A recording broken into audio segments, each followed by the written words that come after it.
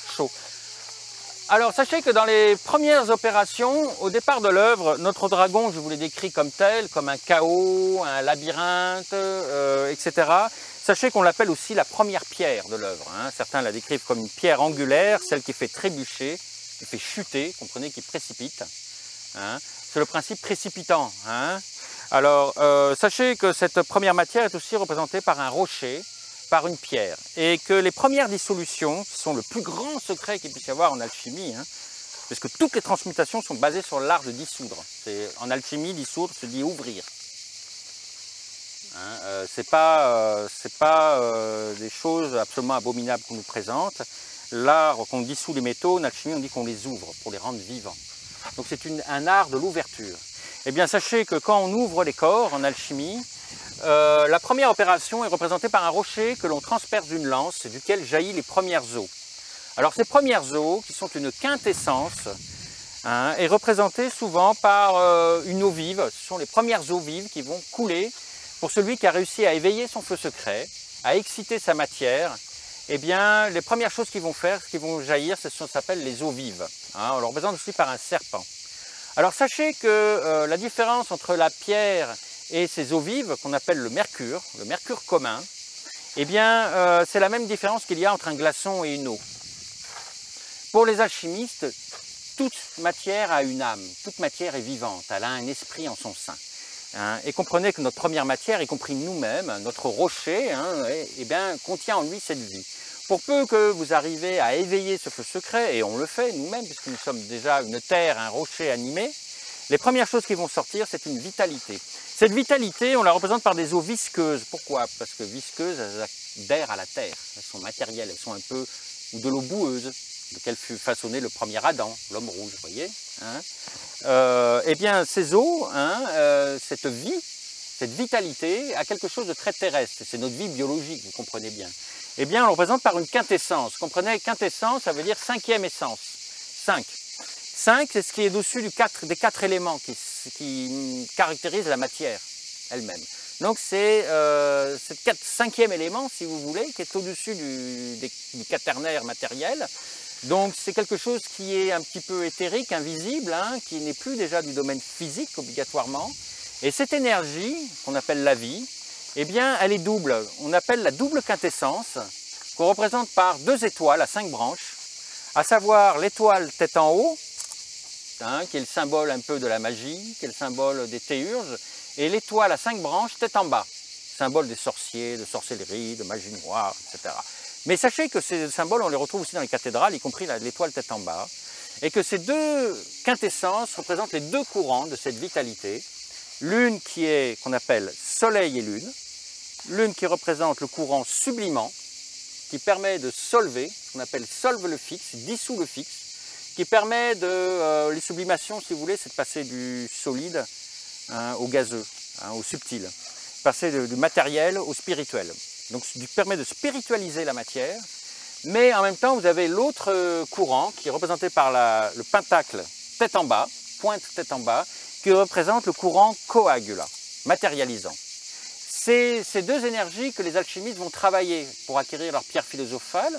Sachez d'ailleurs hein, qu'il y a des textes alchimiques qui s'appellent l'enfant hermaphrodite du soleil et de la lune, qui est justement une tentative de mariage de ces 2 courants, de ces 2 forces, qu'on représente par le soleil et la lune, par les 2 quintessences, ou encore par l'homme et la femme. Hein, l'un permet de sublimer, de dissoudre, l'autre permet d'incarner, de matérialiser. Un petit peu comme le fait la femme quand elle est enceinte, qu'elle va tricoter un corps, incarner un esprit dans la matière, sous une forme tangible, charnelle. Hein.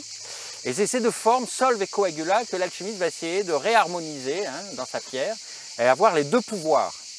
Pouvoir d'incarner par exemple ses désirs, ses rêves, ses aspirations d'un côté, et de dissoudre ses obstacles, ses maladies, ses faiblesses, tout ce qui nous empêche un peu d'avancer et de faire ce que l'on désire. Ces 2 courants permettent d'agir ainsi, et c'est toute la haute magie que l'on retrouve en alchimie qui est basée sur cette connaissance de sol et luna, solve et coagula.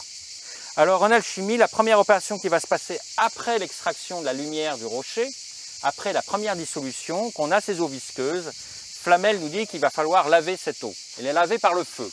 On va la laver 7 fois. Et sachez que c'est le passage qu'on retrouvera entre l'œuvre au noir, qui est dans le premier œuvre où on est confronté à cette matière-là, et l'œuvre au blanc. Il y a tout un passage qu'on appelle le blanchiment. Alors, c'est pas du blanchiment d'argent, hein, c'est pas Pablo Escobar, c'est pas en Colombie, mais c'est toute une phase de blanchiment où l'on va séparer cette lumière, cette quintessence, on va séparer ces deux aspects. Hein. Alors, au départ, c'est les sublimations.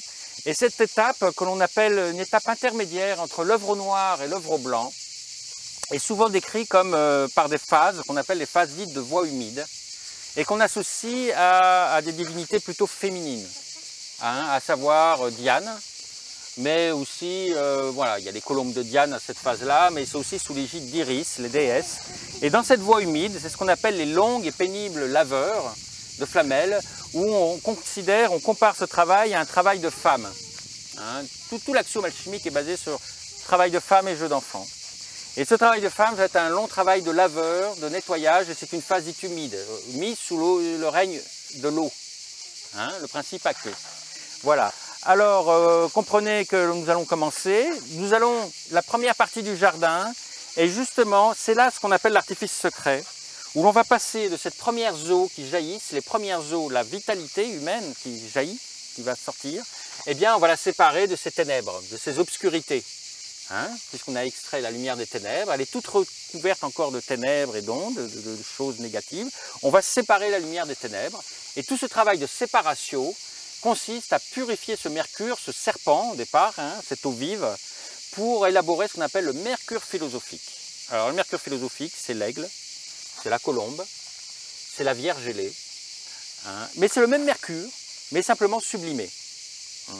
Comprenez que de nos énergies vitales, primitives, même les pulsions les plus primaires que l'on peut avoir en nous, ben, se trouve aussi la lumière divine, la lumière spirituelle tant recherchée. Cela dit, il faut la séparer de ces ténèbres. Hein. Eh bien, tout ce travail va se faire dans ce travail dit de blanchiment intermédiaire, qu'on appelle l'artifice secret, qui est basé sur 7 couleurs, puisque la lumière blanche est teintée des 7 couleurs, du prisme des 7 couleurs. Et par ces 7 étapes, nous allons, dans cet intermédiaire, acquérir cette lumière blanche, avec lesquelles les alchimistes vont pouvoir élaborer ce qu'on appelle le vase de l'art. Bon, alors c'est encore un autre domaine. Nous allons d'abord rentrer dans ce jardin, dans cette première partie du jardin qui comporte énormément de symboles, sur cette phase intermédiaire entre l'œuvre noire et l'œuvre blanc, dans cette phase où je trouve l'artifice secret de la voie humide, qu'on appelle aussi les longs et pénibles travaux d'Hercule, qui consiste à extraire la lumière des ténèbres, c'est-à-dire à nettoyer nos premières eaux, notre eau vive, et la nettoyer de ses ombres.